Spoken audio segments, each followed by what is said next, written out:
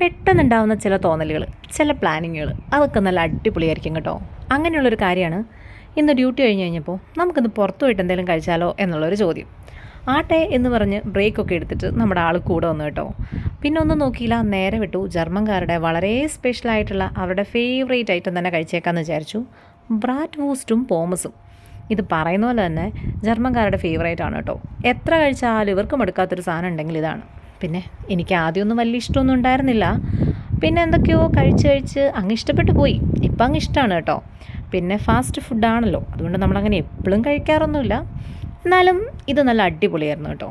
ഈ അടുത്തിടെ കഴിച്ചതിൽ ഏറ്റവും നല്ല ബ്രാറ്റ് വൂസ്റ്റും പോമസും ആയിരുന്നു ഇതെന്ന് പറയേണ്ടിയിരിക്കുന്നു. അതിൻ്റെ ആ ഒരു സോസൊക്കെ നല്ല അടിപൊളിയായിരുന്നു.